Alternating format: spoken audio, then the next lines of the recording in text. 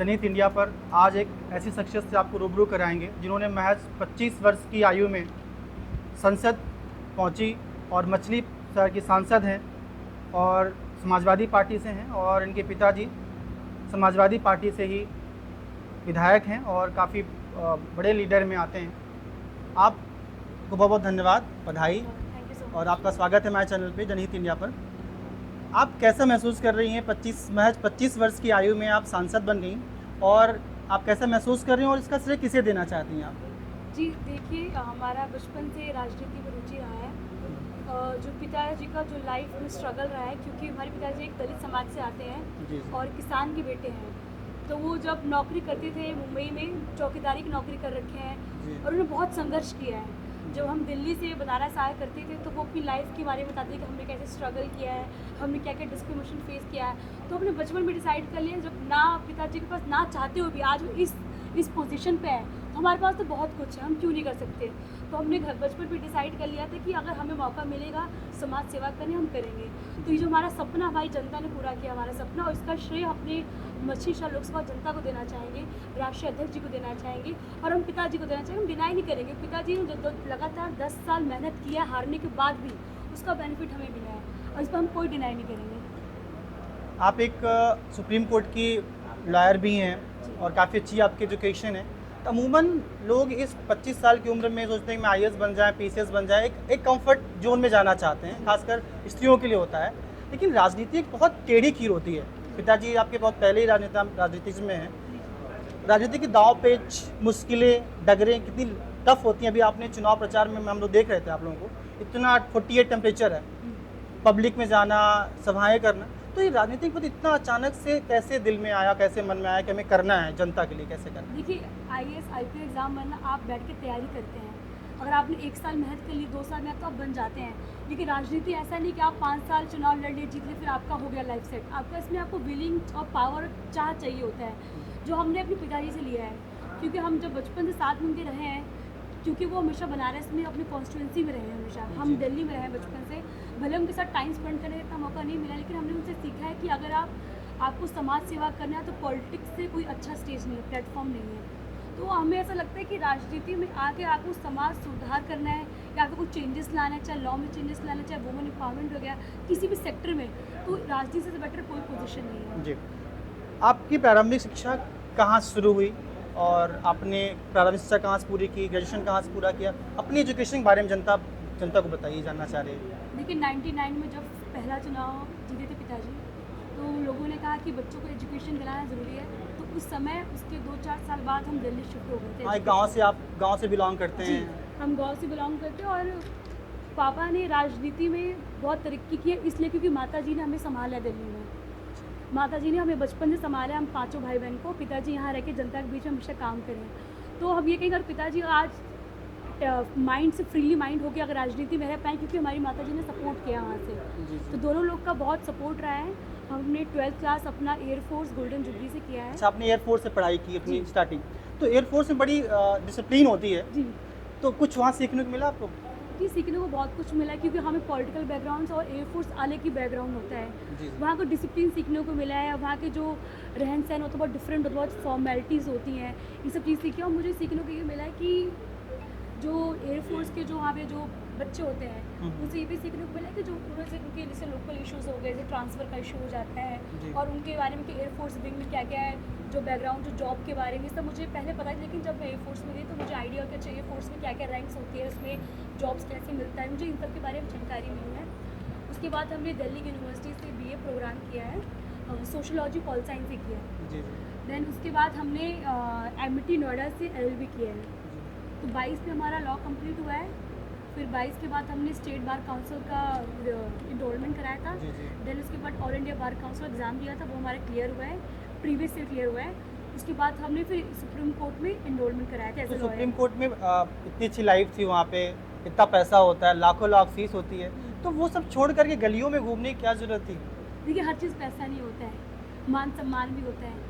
तो हमें चाहे 4 रुपये कमा ले, 5 रुपये कमा ले, लेकिन जो जनता के बीच में मान सम्मान मिलता है और आपकी मदद से किसी को खुशी मिलती है, उससे बड़ी कोई चीज़ नहीं होती। अमूमन अभी मैं आके देख रहा था, अभी भी जनता बैठी हुई है, आपको समय नहीं मिल रहा है, आप एक स्त्री हैं, महिला हैं, महिलाओं के ऊपर एक बड़ी जिम्मेदारियां होती हैं, सामाजिक जीवन की भी होती हैं, और आप तो राजनीति में आ गई हैं। दोनों में कैसे सामंजस्य बिठा पाएंगे आप? जी हम कर लेंगे। और मुझे लगता है कि जो आपने बताया कि वुमेन को एक सोशल बैरियर होता है या फिर एक मैन मेड जो सोशल स्ट्रक्चर जहाँ पे होते हैं कि लड़कियों को बाहर नहीं निकलना चाहिए, उनको किसी घर तक सीमित रहना चाहिए।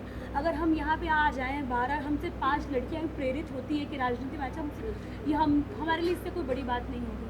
क्योंकि हम गाँव में जाते हैं तो हम किसी माता जी से पूछते हैं, हमको भोजपुरी बोलने भी आते हैं, हमने सीखा है। मतलब बचपन से हम आइसोलेट नहीं रहे दिल्ली में, हम गाँव और हम आते अप डाउन। पिताजी माताजी ने जो आपके कल्चर है गांव के, उसको सिखाया है। ऐसा नहीं कि हम दिल्ली हमें कुछ आता पता नहीं, हमें सब पता है प्रॉपर कल्चर ट्रेडिशनल। तो हमने पूरे चुनाव में पूछा था कि आप किसको वोट करेंगी, तो जितनी जो माता जी होती है वो कहती कि हमें ना पता। क्यों नहीं पता? क्योंकि वो मेनली मेल पर्सन पर डिपेंड रहती है कि जो घर के जो पुरुष है वो बताएंगे कि वो कहाँ वोट करना है। तो हम चाहते हैं कि जो महिला को खुद का विचार होना चाहिए कि आपको क्या चाहिए, आपको क्या दिक्कत है, आपका जो विचार खुद होना चाहिए कि हम लोग किसको वोट करें, किसको वोट करना है। हम नहीं चाहते आप किसी और के पॉइंट ऑफ व्यू से वोट करें। महिलाएं अपना हक समझें। जी, अगर अब इसके लिए हमें क्या कर सकते हैं, पहले हमको उनको हक अधिकार के बारे में बताना, आपको क्या क्या अधिकार मिले गए हैं। अगर आपको ये नहीं पता आपको क्या क्या अधिकार दिया गया है, वो उनको बहुत सारे स्पेशल राइट्स मिले गए हैं तो शायद कम लोग को पता होगा। तो हमें लगता है कि स्पेशल राइट्स जो आपको अधिकार संविधान में दिए गए हैं, अगर वो आपको पता हो तो आप क्वेश्चन भी कर सकते हैं किसी नेता से कि आपने 5 साल में हमारे लिए क्या किया है। हमने पूरे समय यही कहा है कि आपको पूछने का अधिकार है, संविधान ने दिया, पूछिए अपने नेता से आपने 5 साल में क्या किया है। क्योंकि लोग पूछते नहीं हैं, लोग कुल मिला के धर्म जाते वोट देते हैं। अगर लोग पढ़े लिखे हो जाएंगे, अगर महिलाएं पढ़ लिख लेंगी तो शायद वो 4 जो मैं जब भी नुक्कड़ सभा में जाती हूँ तो पहले मैंने देखा था मोस्टली लोग पुरुष लोग आए थे, लेकिन हमारे सभा में 50-60% लोग महिलाएं आ रही थी। तो मेरे लिए बहुत प्राउड मोमेंट था कि महिलाएं घर से बाहर निकल के आके अपनी समस्या बता रही हैं। जी, आपकी पार्टी समाजवादी पार्टी, आपके राष्ट्रीय अध्यक्ष माननीय अखिलेश यादव जी ने पीडीए का नारा दिया और पीडीए के इर्द गिर्द उन्होंने पूरा लोकसभा चुनाव लड़ा और सफलता हासिल की। पीडीए का तात्पर्य क्या है? देखिए, पीडीए पिछड़ा दलित अल्पसंख्यक, जब 10 साल में आपने देखा पिछड़ा दलित अल्पसंख्यक, इनके अलावा जो समाज का और वर्ग है, क्या उनकी जिम्मेदारी आप पर या पार्टी पर नहीं बनती? हमने ये नहीं बोला कि हम बाकी लोगों को इग्नोर कर रहे हैं। हमने कहा है जो प्रॉपर कुछ सेक्शंस हैं जिनको स्पेशल ट्रीटमेंट चाहिए, जो पिछड़े वर्ग के हैं, जिनको उनका अधिकार नहीं मिल पा, जिनको अपॉर्चुनिटी नहीं मिल पा रही। आप देखिए, आप कोई भी रेस की लाइन यहाँ शुरू होती है, लेकिन वो किसी की रेस की लाइन पहले से शुरू हो जाती है। तो आप सोचिए सबकी स्टार्टिंग लाइन भी सेम होनी चाहिए। कुछ लोग पीछे हैं जिनको एक हमको सीढ़ी देना पड़ेगा पहुंचने के लिए, तो हमने वो काम कर रहे हैं। जो पिछड़े दलित अल्पसंख्यक लोग हैं वो पिछड़े जात के हैं, जिनको अपॉर्चुनिटी नहीं मिल पाती, जिनकी आवाज़ सुनी नहीं जाती, जिनको कई जगह वोट देने का भी अधिकार नहीं, कहीं बोलने का भी अधिकार नहीं। क्योंकि हमारे पास अभी मैटर ऐसे आते हैं कि लोअर कास्ट के हैं, उनकी बात नहीं सुनी जा रही है, उनको दबाया जा रहा है। तो उन लोग के लिए है जिनको अपॉर्चुनिटी नहीं मिल पाती, जिनकी बात सुनी जाती है, उनके लिए है। इसलिए जो वीकर सेक्शंस को अपलिफ्ट करने की बात किया हमने ये नहीं कहा कि जो बाकी लोग को हम इग्नोर करेंगे, बाकी लोग जो हमका भी इनकार करें, लेकिन इनको ज़रूरत है अपलिफ्ट करने पुश करने की, उसकी बात की हमने। यानी कि जो समाज के शोषित वंचित पीड़ित वर्ग है उनको उठाने का अपलिफ्ट की बात की। हमने ये नहीं कहा कि हम बाकी लोग इग्नोर कर रहे हैं, क्योंकि जो जनता चुनती नेता को वो सभी वर्ग धर्म को लोग वोट करते हैं, उनको चुनती है। हम अगर हमारे पास कोई आता बताते कि हम पंडित है, ब्राह्मण है, यादव है, बिन, हम कहते हैं हमें कास्ट मत बताइए, हमें सिर्फ नाम बता, तब भी हम काम करेंगे। हम ऐसे नेता नहीं कि हम किसी का धर्म देख के काम, संविधान का पूरा पालन करेंगे। जी बिल्कुल। जी, अगला सवाल है, आपको अधिक सपोर्ट कौन करता है, पिताजी की माताजी? जी दोनों। देखिए, पिताजी ने हमेशा सपोर्ट किया मोरली मेंटली, क्योंकि वो हमेशा जनता के बीच में, क्योंकि जब लोकसभा चलता तभी वो आते थे, 2-3 महीने बाद विजिट करते थे दिल्ली, क्योंकि उनको था कि मैं जनता के बीच में रहूँगा तो मुझे ज़्यादा संतुष्टि मिलती है। तो माता जी ने हमेशा हमें बचपन से पढ़ाया लिखाया, बड़ा किया है, संस्कार दिए हैं, सब ट्रेडिशनल सिखाया है। तो दोनों जी का योगदान है इसमें। आप 5 भाई बहनों में तीसरे नंबर पे आते हैं, मैं सही हूँ? जी बिल्कुल सही है। तो मतलब पिताजी की राजनीतिक तैयारी करके आए आप मतलब पिताजी की जो विरासत राजनीतिक, तो आप भी कुछ संभालना है कि और भाई बहन भी इंटरेस्टेड इस चीज़ में? जी देखिए, हमारे पे कोई प्रेशर नहीं था कि आपको राजनीति में आना ही है जी, क्योंकि हम दिल्ली में रहे हैं, हम पॉलिटिक्स से आइसोलेट रहे हैं। जी जी, हम ज़्यादा इन्वॉल्व नहीं रहे। पिताजी ने हमेशा कहा कि बिटिया एजुकेशन पूरा करिए, बिना पढ़ाई के आप कुछ नहीं है। अगर आपको पढ़ाई के बारे में पता, आपको नॉलेज पता है, आपको इन्फॉर्मेशन पता है, तो आपसे मजबूत इंसान कोई नहीं है। बिना नॉलेज के आप कहीं बैठेंगे तो आपकी वैल्यू कुछ भी नहीं रहेगी। तो उन्होंने हमेशा प्राथमिकता दी है कि आप एजुकेशन कंप्लीट करिए, पूरी पढ़ाई करिए, आपको जहाँ जाना वहाँ आप ज्वाइन करिए। हमारे पर कोई प्रेशर नहीं था, आज तक कोई प्रेशर नहीं आया कि पॉलिटिक्स में आप आए। उल्टा मुझे हमेशा बोलते थे कि आप ज़्यादा अभी मत पढ़िए, पहले पढ़ाई कंप्लीट करिए। आप अपने आप लेकिन हमारा खुद से रुचि था बचपन से। जब अंकल लोग, बहुत सारे अंकल जो बहुत बचपन से हमको देखते आ रहे हैं, सब बचपन में आते हैं, हम देखते थे कि सुबह सुबह जब आके लोग, जनता आके उनकी समस्या बताते हैं, तो हमें लगता था कि हम भी पिताजी का सपना पूरा करेंगे। क्योंकि हर पिता चाहते हैं कि उनके जो बच्चे उनके मार्गदर्शन में चल के आगे कुछ करें। तो हमारा भी सपना था कि हम अगर कुछ करना चाहेंगे और हमें मौका मिलेगा तो हम भी इनकी तरह आगे बढ़ के समाज सेवा करेंगे और अपने पिताजी का नाम रोशन करेंगे। मछली शहर 5 साल आप मछली शहर में किन 5 बिंदुओं पे काम करना चाहेंगे? जी देखिए, हम जब लोकली जा रहे थे जगह जगह, तो पहला पिंडरा में ये काशी द्वार का मैटर जो हमने कल भी बोला था, शायद न्यूज़पेपर में आया होगा, जी जी। कि जो किसान लोग धरना दे रहे हैं, काफ़ी समय से धरना दे रहे हैं, लेकिन उनकी बात सुनी नहीं जा रही। लेकिन जब हम उनसे मिलने गए थे, उनके सुख दुख में गए थे, उनसे बात पूछने कि आपका मैटर क्या है, तो मेरे पर मुकदमा दर्ज कर दिया ये बीजेपी वालों ने। आपको मुकदमा दर्ज कर दिया? वो हमारा लाइफ का पहला मुकदमा एक वकील के ऊपर? जी। हमने बोला कि देखिए, जनरली वकील लोग प्रेशर क्रिएट करते हैं, तो आप भूल जाइए कि हम पे कोई प्रेशर आने वाला है, उल्टा हम आपको प्रेशर कर देंगे मुकदमा दर्ज करके। तो हमारे ऊपर कोई टेंशन नहीं था। हमने पूरे चुनाव में ये बोला है, अब 4-5 केस दर्ज कर देंगे और तब भी हमको फ़र्क नहीं पड़ेगा, क्योंकि हमारे किसान भाई लोग परेशान हैं, धरना दे रहे हैं और आप लोग उनकी बात नहीं सुन रहे हैं। और जब हम मिलने गए तो आपने तुरंत केस दर्ज कर दिया कि बिना परमिशन के किसान लोग बैठे हैं। तो जो बिना परमिशन का आपने बैठने क्यों दिया वहाँ पे? पहली बात ये। दूसरी बात, ये अमूल फैक्ट्री आपने देखा होगा, बहुत फेमस है, लेकिन यहाँ पर जो एम्प्लॉयमेंट मिली, जो लोगों को रोज़गार दिया जा रहा है, वो वहाँ के रोज़गार के लोग, बाहर से लोग आ रहे हैं। लोकल को नहीं मिल रहा, बाहर के लोगों को। लोकल एम्प्लॉयमेंट नहीं मिल रहा, बाहर से लोग आ रहे हैं। तब मैं कि किसान, आपने किसानों की ज़मीन ली है, बनाए यहाँ के लोगों ने है, सब कुछ आप यहाँ का यूज़ कर रहे हैं, लेकिन लोग बाहर से आ रहे हैं, तो गलत चीज़ है। एक ये मुद्दा हो गया। दूसरा मुद्दा ये कि हम हर गाँव में जाते हैं तो वहाँ पर हॉस्पिटल, जो बेसिक नेसेसिटी होती है वो नहीं है। चाहे अल्ट्रासाउंड का मशीन कहीं नहीं है, कहीं कर्मचारी नहीं है, कहीं बेड नहीं है, कहीं दवाइयों की कमी है, जो बेसिक नीड्स ये पूरा करना चाहेंगे। और जहाँ स्कूल है, स्कूल में प्रॉपर एजुकेशन की अच्छी क्वालिटी होनी चाहिए एजुकेशन के लिए, उसको इम्प्रूवमेंट। और प्लस जो टीचर्स के कहेंगे टीचर्स भी कम, उनको भरने काम करें। देखिए, हम बीजेपी वालों की तरह ये नहीं बोलेंगे हमने मछली शहर लोकसभा को क्योटो, पेरिस, न्यूयॉर्क बना देंगे, जो पॉसिबल भी नहीं है। लेकिन हम इतना चाहेंगे कि हर गाँव में अच्छा स्कूल हो, जनता की जो बेसिक नीड्स है, अच्छी रोड हो, लाइट और पानी। ये अगर 5 चीज़ हमने इस पर काम कर लिया, ये 5 चीज़ होगा तो हमारे लिए अचीवमेंट होगा ही।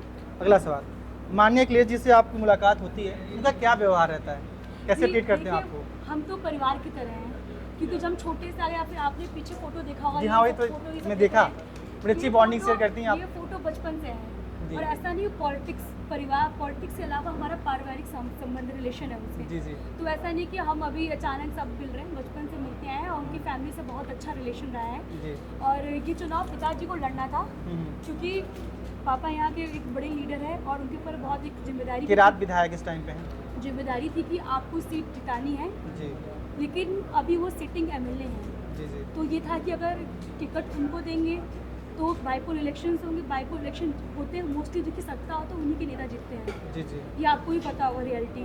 तो उन्होंने खुद बोला कि आप रहने दीजिए, आप अपनी बिटिया को लड़ाई, जिन्होंने लॉ किया है। तब उस समय हमारी उम्र 25 नहीं हुई थी, 2 महीने रह गया था। जब नॉमिनेशन हुआ, जब उन्होंने बात किया तो हमारी 25 साल 1 महीना हो गया था, और जब अभी हमारा 25 साल 5 महीना है। ये उनका ही फैसला था। अब चाहे हम लड़े या कोई और लड़ता, तो हम इस समय हम सबका सपोर्ट करते हैं। ये उनका फैसला था, उनका फैसला सराहते होते हैं। अगला सवाल है, युवाओं, जिसमें मेन है युवाओं में खासकर बच्चियां, लड़कियां, उनके लिए क्या कहना चाहेंगी? देखिए, हमें लगता है कि इस देश में युवाओं को आगे आना चाहिए, जो पढ़े लिखे उनको आना चाहिए, क्योंकि जो धर्म की राजनीति हो रही है, जो नफरत की राजनीति हो रही है, उसको ख़त्म करने के लिए पढ़े लिखे लोग को आगे आना चाहिए। अगर मुझे लगता है पढ़े लिखे युवा आ जाएंगे तो देश का जो विकास हो रहा है बहुत तेज़ी से होगा। लेकिन युवा तो आज आप लोग रिपोर्ट पढ़ते होंगे, युवा आज मैक्सिमम युवा बच्चे जो 11th-12th में हैं, तैयारी कर रहे हैं, सुसाइड कर ले रहे हैं। उनको कैसे इंस्पायर करेंगे, उनको क्या कैसे मोटिवेट, कुछ बोलेंगे उनके लिए जो बच्चे सुसाइड? हम यही बोलेंगे कि आपकी लाइफ ख़त्म नहीं होती अगर आपका एग्ज़ाम क्लियर नहीं हो। लाइफ बहुत बड़ी है, आपका हमेशा प्लान A, B, C होना चाहिए। अगर आपका प्लान A नहीं है तो प्लान B पे आ जाइए। क्योंकि आपके पेरेंट्स ने आपके लिए बहुत मेहनत की है, आप स्कूल जा रहे हैं, आपके लिए फ़ीस दी, आपको बड़ा किया है, तो वो भी चाहते हैं बेटा आगे बढ़े।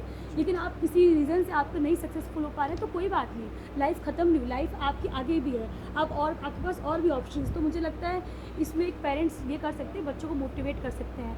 पेरेंट्स जो है बच्चों को प्रेशर कम डालना चाहिए कि आपको क्लियर करना ही है, आप उनको मोटिवेट करिए, पर आप प्रेशर मत करिए कि अगर आपका एग्ज़ाम क्लियर हो आपकी लाइफ ख़त्म हो गई है।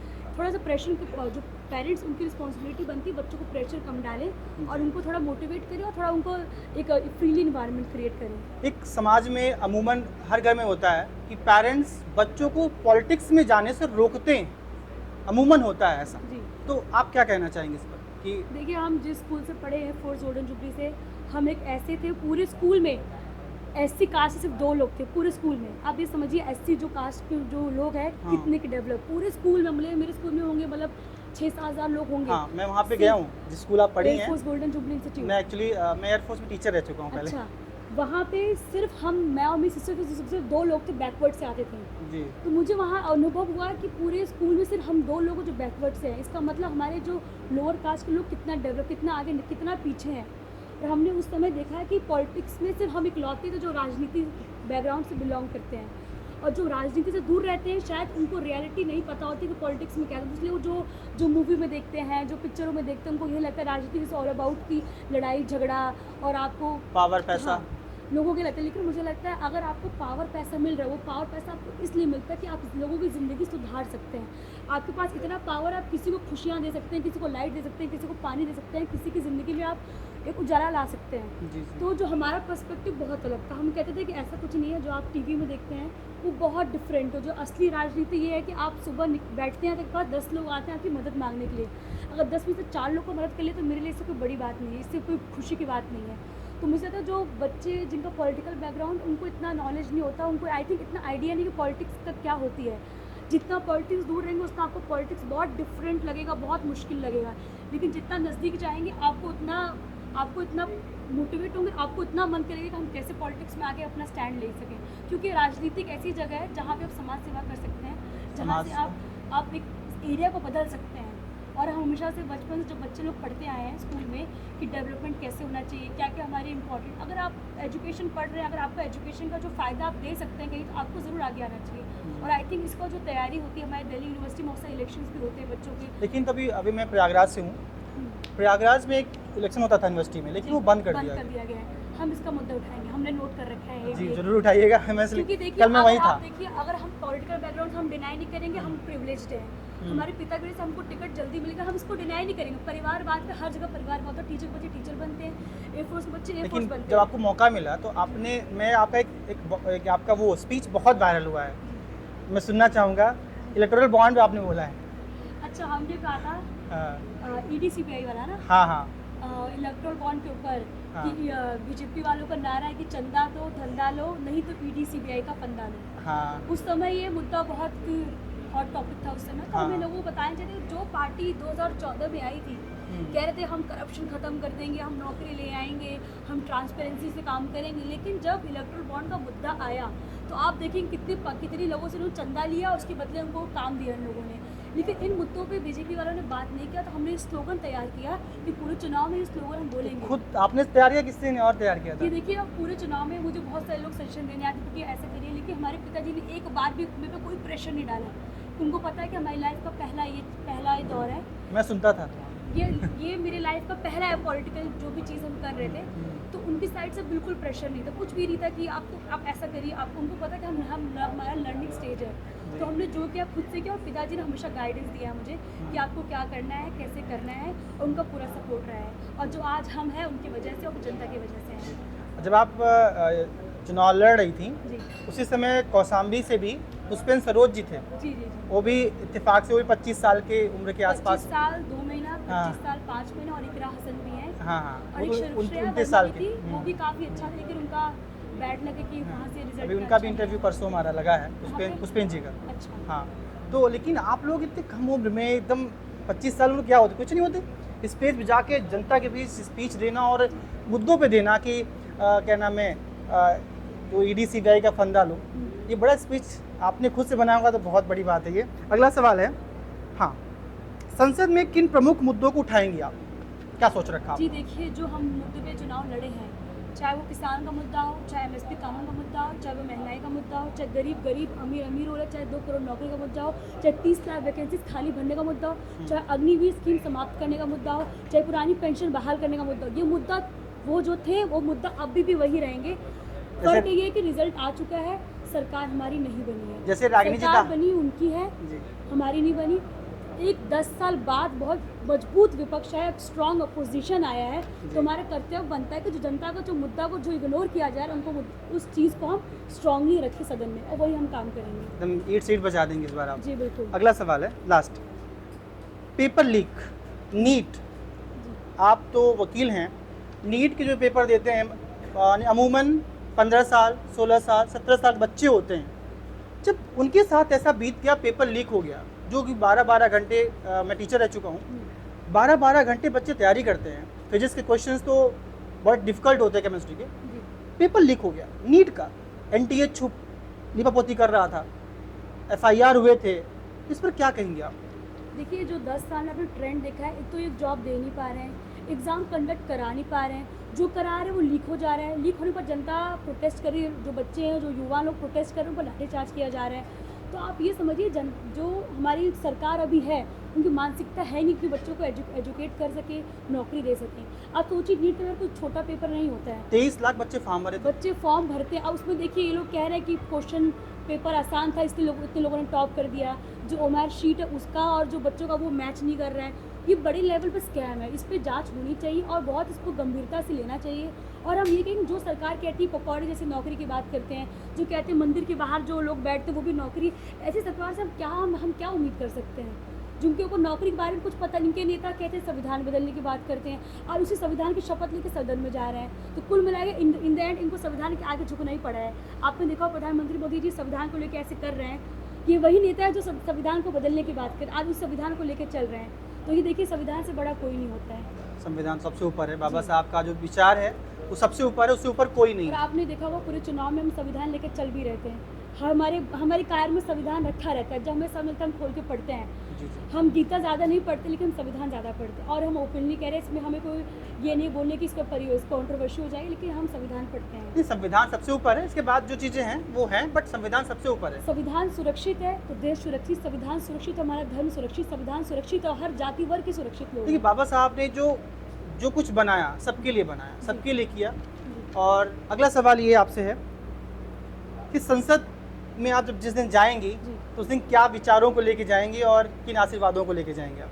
जी देखिए, जिस दिन चुनाव का रिजल्ट आया था, हम पिंडरा विधानसभा का जो ईवीएम था वहाँ पे हमारी ड्यूटी लगी थी, हम वहाँ पे थे 8 घंटे वहाँ लगातार बैठ के, जब काउंटिंग खत्म हो तब उठे वहाँ से। जब हम फिर वहाँ से जौनपुर आए पूर्वांचल में, जहाँ पे हमको सर्टिफिकेट मिलना था, हाँ। तो वहाँ पिताजी को अलाउड नहीं, सिटिंग एमएलए को अलाउड नहीं होता। बस पूरा फॉर्मेलिटीज़ कंप्लीट हो गई तो हम सर्टिफिकेट लेके बाहर आए, तो हम प्रोसेस नहीं कर पा रहे थे, हम रियलाइज़ नहीं कर पाते, अच्छा हम चुनाव जीत गए फाइनली, क्योंकि हमारा बचपन का सपना था और ये सपना हमारी जनता ने पूरा किया। इसका श्रेय सिर्फ जनता को जाता है। जब हम गाड़ी में आके बैठे तो पिताजी पीछे बैठे थे, तो उन्होंने कहा था, आज मेरे लिए बहुत गर्व की बात है, मैं बहुत प्राउड फील कर रहा हूँ और मैं बहुत एक भाग्यशाली पिता हूँ कि मैंने अपने सामने अपनी पीढ़ी को देखा है, और सही बात। इससे एक बड़ा कोई बात है। और मेरे लिए सबसे इमोशनल मोमेंट था वो, और उस टाइम हमें रियलाइज़ हुआ कि हम जीत गए। पिताजी को बहुत बहुत गर्व हुआ होगा, जी जी बिल्कुल। और गर्व आगे आप कराती रहेंगी इसी के साथ। बहुत बहुत धन्यवाद आपका। थैंक यू सो जनहित इंडिया पर ऐसे जनहित की बातें होती रहेंगी। जय हिंद, जय Bharat. Thank you so much.